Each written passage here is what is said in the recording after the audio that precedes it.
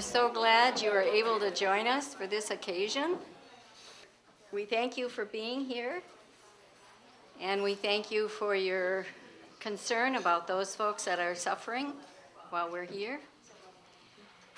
We thank you for your passion for justice. We're here tonight to talk and think about this wound in the fabric of our society. Our special guest tonight is Larry White, who is well qualified to speak to us about prisons in our society, both from his personal experience in a prison and also because he does work for Fortune Society, which is a reentry organization. Although Larry himself is doing advocacy and public policy around criminal justice issues. He does travel to speak to groups like he's doing here with us tonight. And also while he does that, he is networking with other criminal justice organizations. Larry also spends time in Albany talking with legislators and also developing new laws and new approaches to the problem. He recently worked on the Safe Parole Act, and they're also working on the problem that's in the newspapers all the time, the stop and frisk. So we're very happy to have Larry White here. Give him a nice welcome.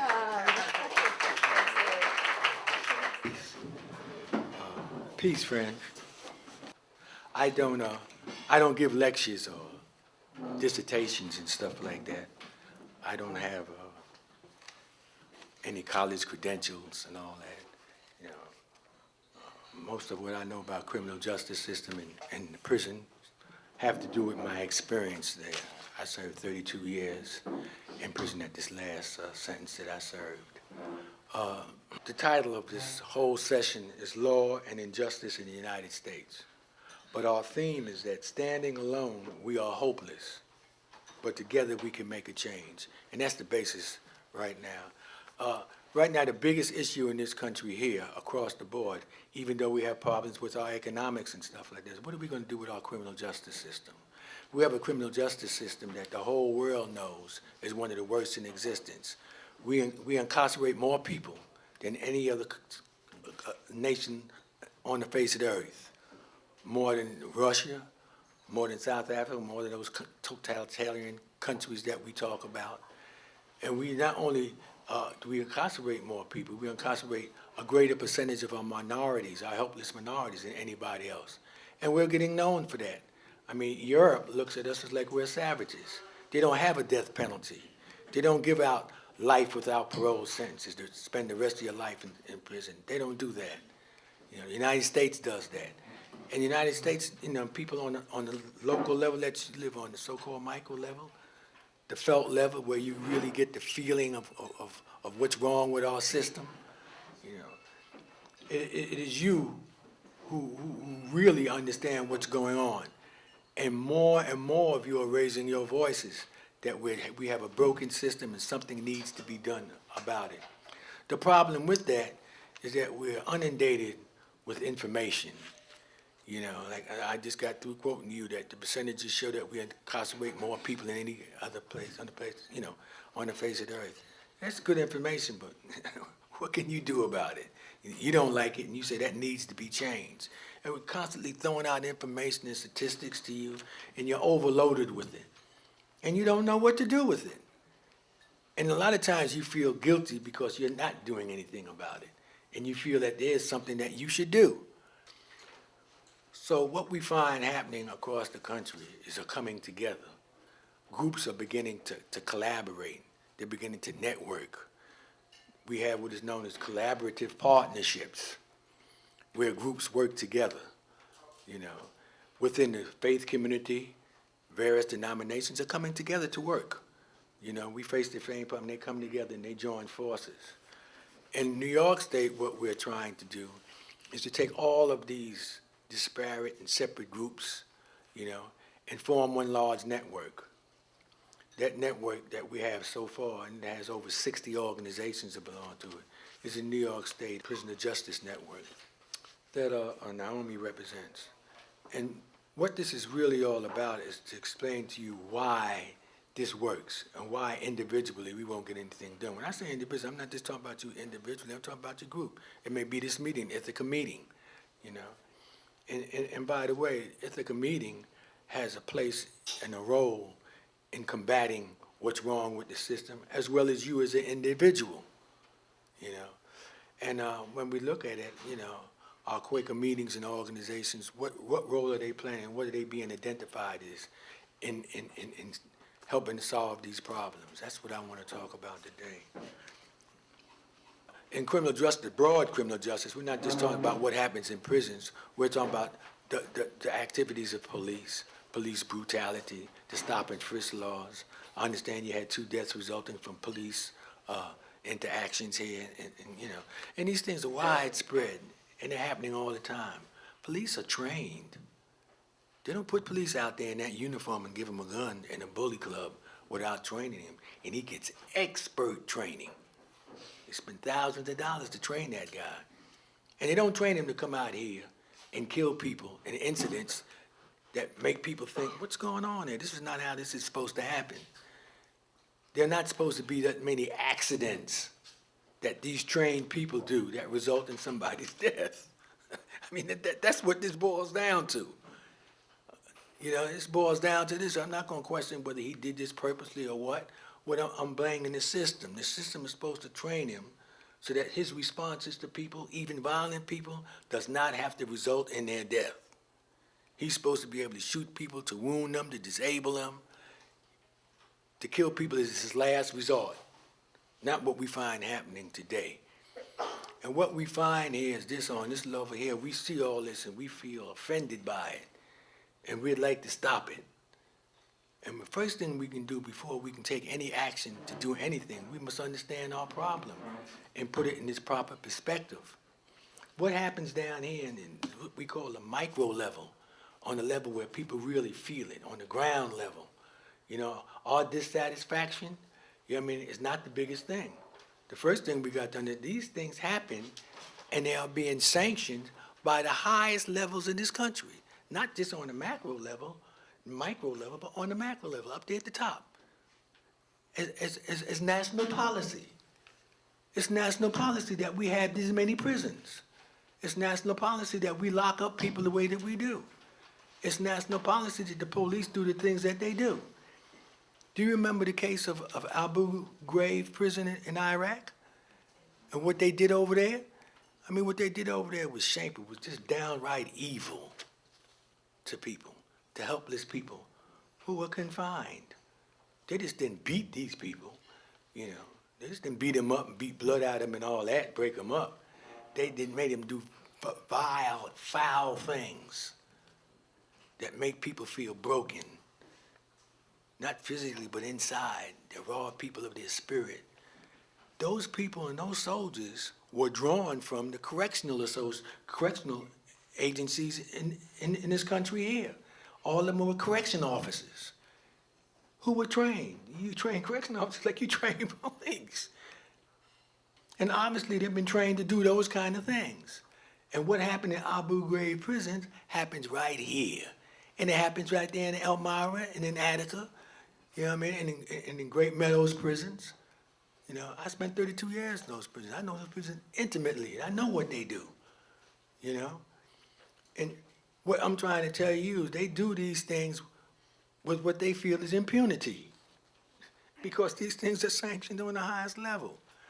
Well, if these things happen on the national level, then they must uphold these things that are happening down here with us. What I'm telling you here is this, is that you just can't fight what's happening on the local level. You got to go on the national level too. You can't complain about what's happening in Elmira and Ithaca and stuff like that, and don't complain what they're doing with Guantanamo Bay. The main point here is this, is to start talking to each other and to band together. The only strength and only survival that you'll ever have is what you create by banding together, you know. And by the way, I want to tell you something. You know, this guy, he's a Muslim, ain't he? You know, how does he go to Quaker meetings? I've been attending Quaker meetings for over 20 years. It has reached the point where I have to make a decision. I am drawn to Quakerism like a nail is drawn to, to a magnet.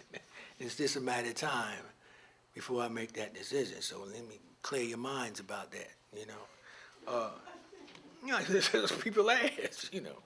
They need to know. I mean, here's my face for the world. They say, I hide nothing. We shouldn't have to do that as Quakers, you know. So one of the things is that I'm pushing here is that what we have to do is to reach out to other people. And other people are reaching out to us. Other people are saying, hey, join forces with us. We can be strong if we do this thing together, but individually we're not going anywhere. Now I want to talk about prisons. And I want to talk about especially this thing about solitary confinement, okay? When you ask people about Quakers today, two things come up. And the first thing everybody agrees with, that Quakers are nonviolent, and they ain't playing about that. They mean that. They ain't about war, they ain't about none of that stuff with violence. They mean that, and they're known for that. You know what I mean? But Quakers are known for that. They've lived up to that. The other thing they're noted for is prisons. Quakers started the first prisons in this, well, let me put it to this way, first penitentiary system. All right. England had a penitentiary, a prison system, you know, even before they came over here to the United States. Elizabeth Fry was one of the people over in England who really started the modern prison movement. She went into prisons and saw what they had inside prisons. And they had what today we call a bullpen session, bullpen kind of process. When you got arrested, you got thrown into a big chamber that had men, women, and children in there. All of them, just throw them in there. They had to fend for themselves. They gave them food, you know, but they, you know, no place to wash and stuff, all that. She changed that. And she said prison that should not have men hooked up with women and children in the same place. That ideology, that framework came over to the Quakers over here. And we started the first county jail system. The first jail in this country is the Walnut Jail in Philadelphia that the Quakers started.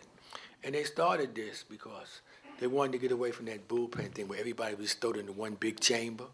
And so we had individual cells for people in individual cells. They took that process and started the first prison, which was Easton Prison in Eastern Pennsylvania. They did this as a reform movement. That reform movement they started grew into what we find today, which is abject evil, where we take people and we put them in chambers with no light, no ability to talk to anybody, total isolation, you know. And this is what we do across this country. To everybody, men, women, and children, they do that too. And what we have to ask ourselves and what we have to look at is these things abhor us. This is not how we're supposed to treat individuals, even individuals with criminal needs. Yeah. And what we have to ask ourselves is that, you know, why is this happening? It's one thing to say, I don't like it. You know, I understand that. But when you talk to them about it, if you talk to the commissioner of the Department of Correctional Services here, what he'll tell you is this: I don't like that. I don't like having to do that to people. But I'm responsible for a population in each prison that may count up to 1,000 to 2,000 people. And I can't have people running loose in that population, cutting, stabbing, doing all that kind of wild stuff. My first job is the safety of the people I have under my care.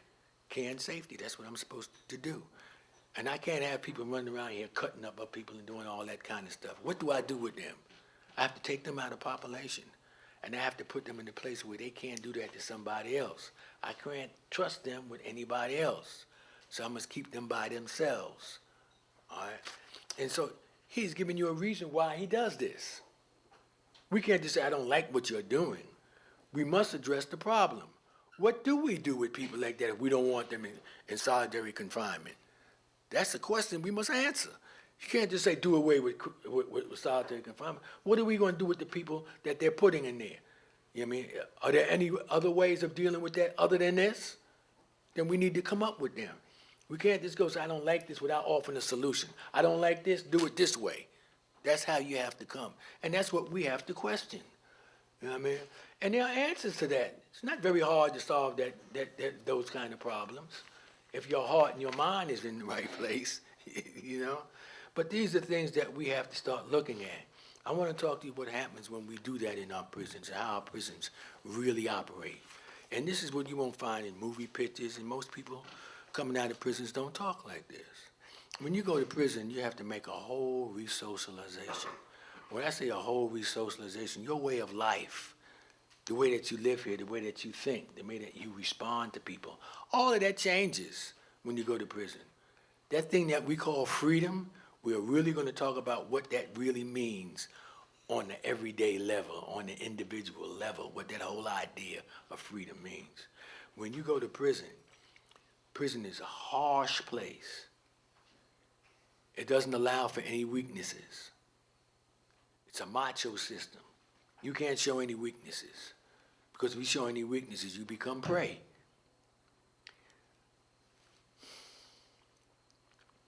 The first thing when you go to prison, the administration tells you, listen, we're in complete control here.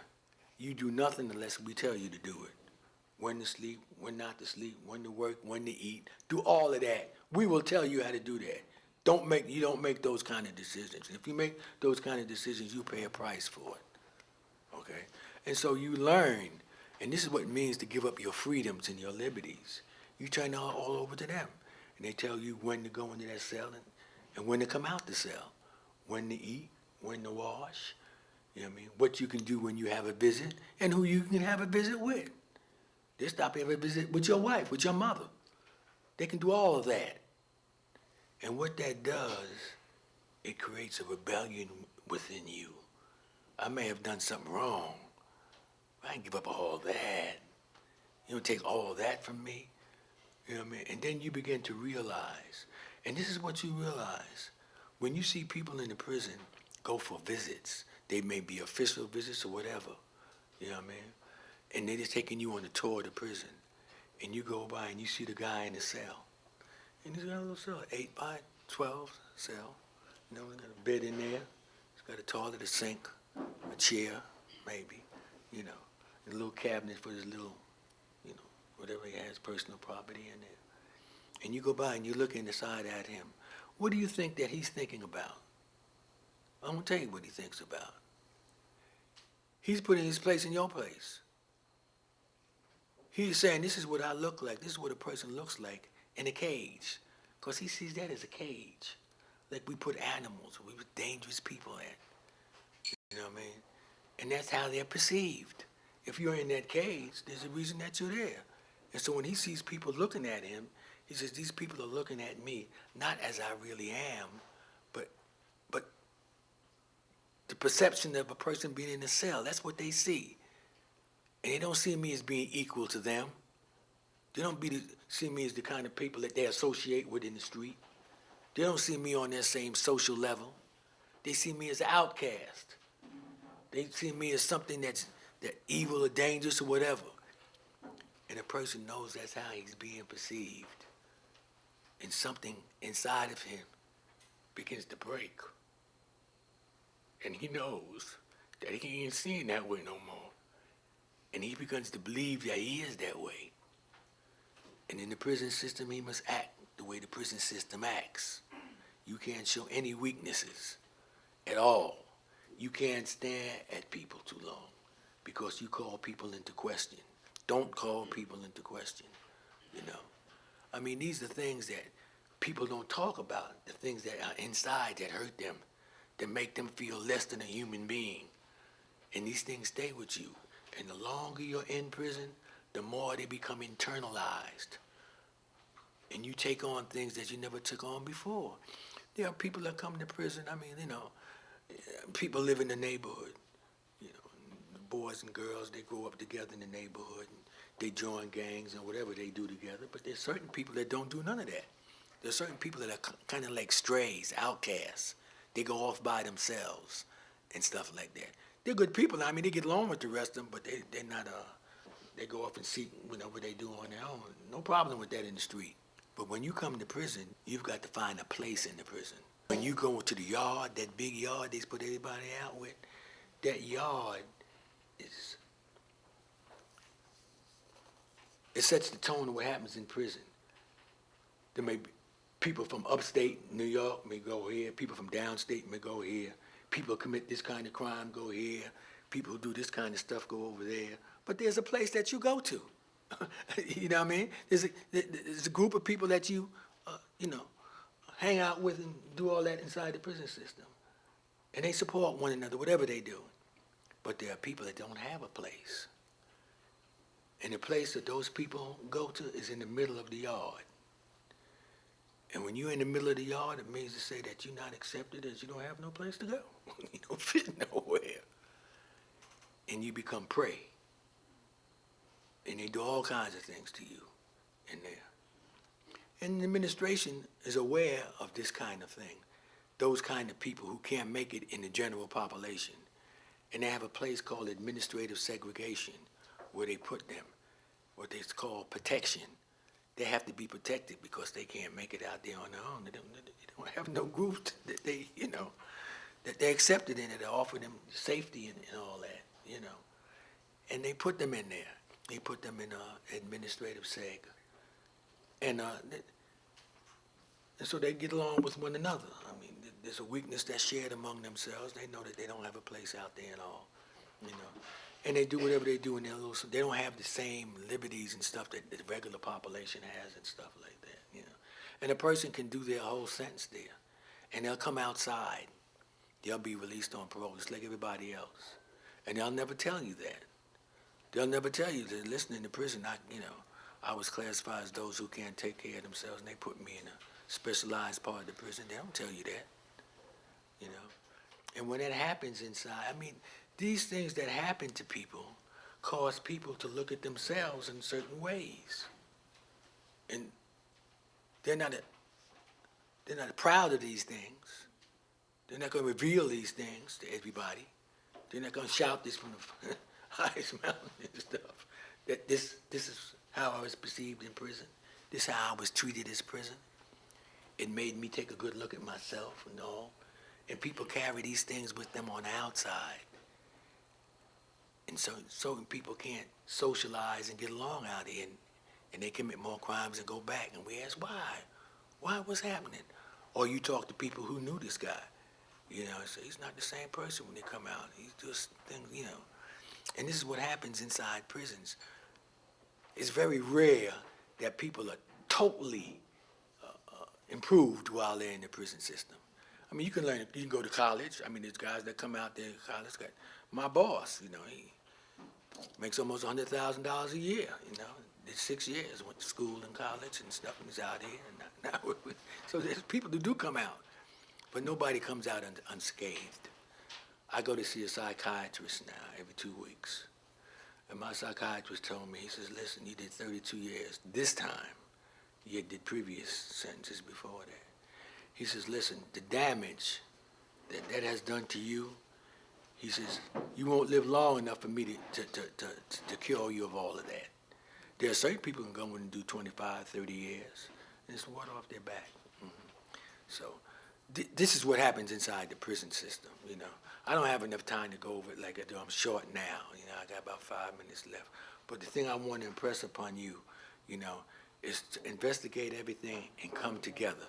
And most of all, you need to join Naomi's group, that network of groups. They have 60 organizations. Some of those organizations may be here in Ithaca and Binghamton all around. So that what happens is that you're not by yourself. And when they make major moves to change things, you become part of it and all. Any questions? I spoke much too long. Yes, come on. One of the things I find really interesting is that as a Quaker, as you mentioned, Quakers bear a particular responsibility with criminal justice. Not only with Walnut Street and Eastern State, Right. but also the shift in the late 70s, early 80s to a more retributive system, from a kind of rehabilitative system to one that we have now. Right? With punitive, yeah. Yeah. So the Quakers were actively involved in trying to think of how can we change the system effectively. True. Get rid of like the indeterminate sentencing laws and stuff. All of that. And so they wrote a piece called Struggle for Justice. That's right. Famous book. Started me on my campaign in prison. And it's really interesting though, it kind of like earlier on it almost had an unintended consequence. And by the early 80s you end up having, this kind of, like the nothing works thing. Like, okay, Right, yeah. The job in prison now is just hold people, warehouse them. That's right. And that's it. Incapacitate them. Yeah, Just hold them down. so I'm doing one of the long questions, but my question though is like, now we seem to be at a stage where prisons are generally in crisis, both economically, Right. also, like Michelle Alexander quite rightly New mentions, Jim Crow, yeah. It's clearly a problem, but historically, Quakers have been involved in this kind of changing the system. But now it seems like a good time to say, what else? Now, you're hitting it, the nail right on the head. You're true. Right now, the question is, what do we do with a broken system? Who's going to step forth and speak about it being a broken system that needs change? Who's going to step forward and do that? Everybody's waiting, and nobody steps forward. Now is the time for Quakers. Quakers have a natural right to do that. They helped start this system here. They're the ones that can look at the system and say, when we started the system, this isn't what we had in mind. This is not what we put in effect. This is wrong. We say it's wrong. And these are some of the changes that we should do because they have they're in the forefront now bringing about proper changes. Like you said, they put out a lot of work. I mean, the AFSC is the radical arm of the Quakers. You know what I mean? So they're out there, but they have to put out there, listen, we started this, so we know, we speak authoritatively. This needs to change. And it's a door open waiting for the Quakers to take that role. I would really like you to hear what Naomi has to say about her organization, because you need to join that organization. It has strength, it has resources. Thanks, Larry. The organization is New York State Prisoner Justice. And I just want to add just a little bit to what Larry said.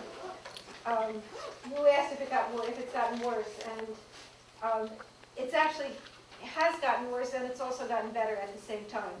And what I mean by those two things is that as the system has gotten more entrenched, we have really begun to build a movement to oppose it. And in New York State Prisoner Justice, when we started 5 years ago, there were many, over the past 10 years, there have been many scattered efforts to challenge different parts of the system. There's been a very strong anti-death penalty, you know these pieces, the anti-death penalty movement, the innocence movement. Here in New York, we have a parole reform movement. The anti-solitary movement has been very powerful. We are at a moment now when these disparate campaigns are starting to feel like a movement that really can challenge the system. To move from that point to the place where it makes a difference on the ground, where we actually can make strides in not only reducing the amount of incarceration, which little by little some of these campaigns actually have succeeded in doing. The Rockefeller changes in the Rockefeller drug laws have actually done something to reduce the number of people in prison. But to change the narrative that Larry is talking about, to change the narrative about punishment. And one of the things that we say about that in New York State Prisoner Justice, one is the challenge to mass incarceration. Michelle Alexander's book has been very influential in showing the relationship between mass incarceration and racial injustice. That mass incarceration is the leading form of racial injustice in our time, and that has sprouted a big piece of a movement. So we talk about racial injustice, we talk about reform.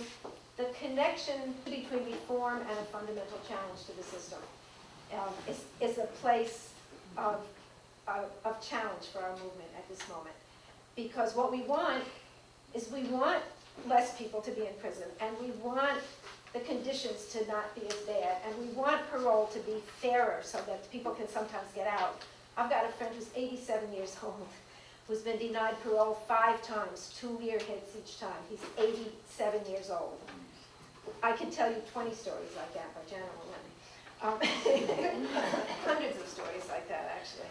So, so we want to ameliorate the conditions, and we want to do it in a way that challenges the narrative that says that this system is making us safe. And that's what Larry's trying to talk about, that this is not a system that's put in place to benefit our communities, and it doesn't benefit our communities.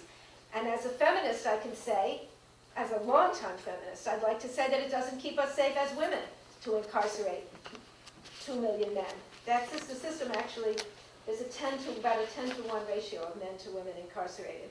And one of the excuses is that men are sexually violent and that endangers women. This is not the way that keeps us safe. And it doesn't keep us safe because it's a violent system, because it's a system that breaks people, because it's a system that prioritizes punishment over safety of our communities. So that, I'm going to stop because, because obviously I can go on for a long time, but we're at a point where our movement is starting to connect those dots. Upstate communities are essential to the piece of connecting those dots for New York State. Policy is made on a statewide level, and none of us in our separate communities have enough power to really challenge it. And that's why we started New York State Prisoner Justice, to connect communities and issues so that each of these small reform campaigns, whether it's a local campaign or an issues campaign, becomes part of changing the narrative around safety, around punishment, around what an appropriate system for solving social problems is.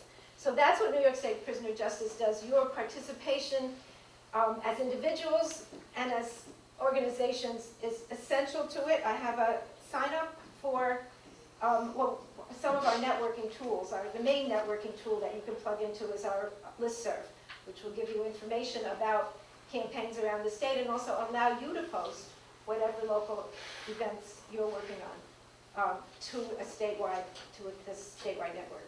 Thank you. Okay, are there any pressing questions? If you do have a question, please stand up and speak loudly. The experience over the years of spending a weekend with a Fort Worth policeman as part of an investigation of a brutality incident in Pennsylvania where I used to live, and I have a cousin who's a prison guard, and some discussions with him. And one thing that has really struck me over the years is that even with all the training, and even with the overwhelming balance of force in their favor, how scared they are, and how much of their reactions and unwillingness to have a dialogue It's driven by that. is driven by their own fear in that situation. And that's even, true. I mean, it goes to a pretty deep level. It's the fear that a man has that despite my training, that Right. I'm really on the spot to react And he is. in an inadequate way. And I just wonder, is anybody talking about that? Because there's some aspects of human nature that sort of no matter how much you change the system, when you put humans in those situations, that's not addressed somehow. I don't know. You know, what you say is true. And I suppose that's what's meant when they say the system is broken. It's broken not just for the prisoners, it's broken for the guards.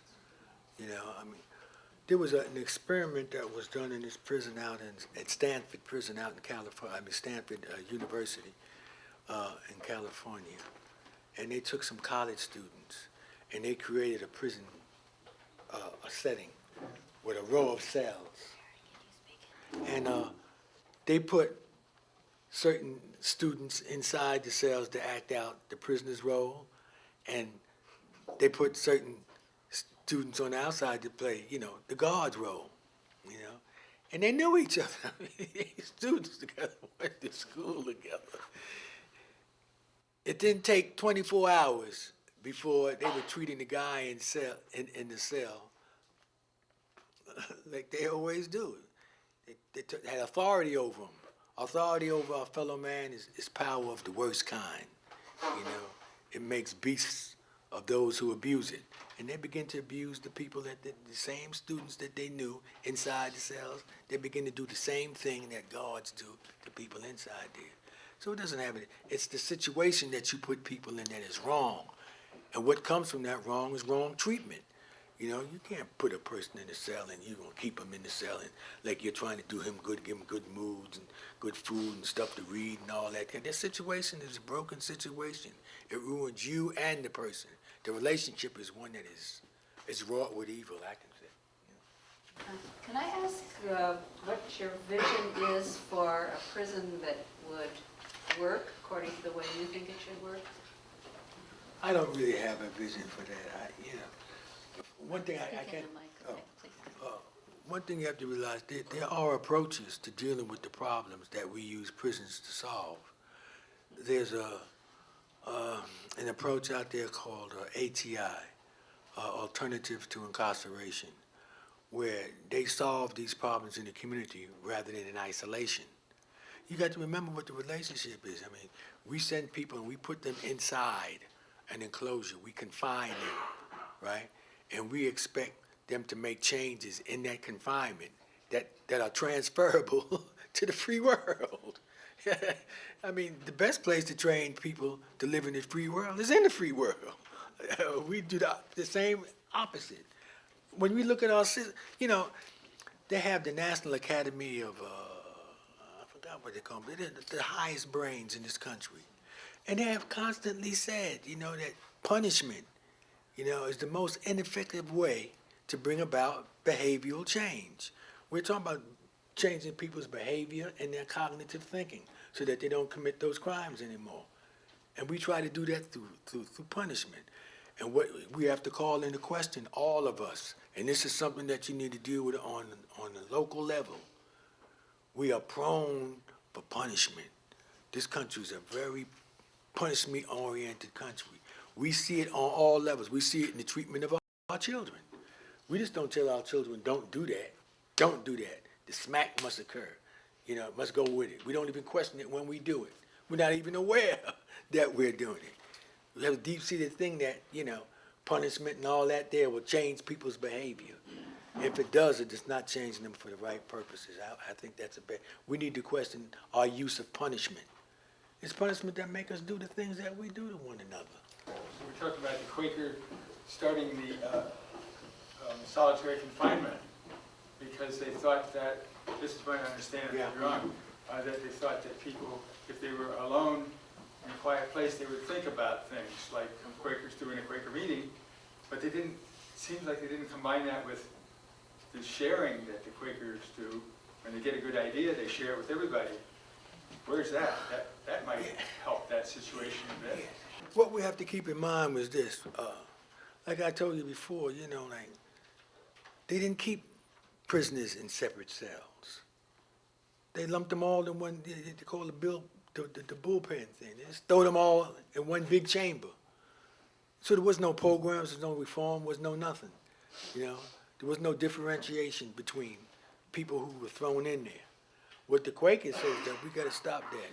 We need to put them each by themselves and let them read the Bible or give them material that they, penance, you know, they can take a good look at what they did to bring themselves here and make some kind of reconciliation with that. That was the intent. And that was meant by solitary then. Solitary in the sense that you're not lumping them all in one great big thing. There was solitary in the Western name. That's a big difference between what they're doing now. I mean, that's the standard way that we find in Elmira and all our prisons. 1 to a cell, sometimes 2 to the cell, you know. But this thing that we call solitary confinement is a whole different process. That's isolation. We're talking about isolating now, not just solitary, isolating him from all the sensory things that people use to live. No windows, no sunlight. You know what I mean? That little slot in the cell where they shove your food at. You don't talk to nobody. You can't hear nobody. You know what I mean? That kind of stuff. That's not what Quakers had in mind, and they need to say that. Okay, wait. Phil?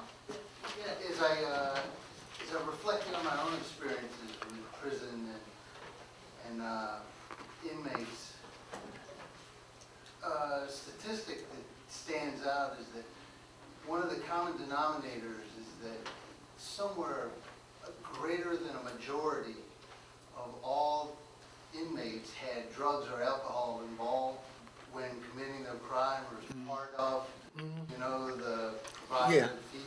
Sure. within their crime leading up to their incarceration. And when you're working on prison reform, you know, from the moment somebody gets sentenced onward, you know, isn't the elephant in the room a catalyst of that degree that somehow is a way to address the policymakers? You know, when you look at a cost-benefit analysis of the way you talk about, you know, rehabilitation, providing You're outcomes we're looking for, you know, You are absolutely right. If they was to run prisons, say like a car manufacturer ran his manufacturing plant, it'd be a complete failure. I mean, you send people to prison to be reformed and to be changed. And then when they come out, we find that over 50% of them return back to prison because they do the same thing over. They commit the same crime over again. So it's a failed system. You know what I mean?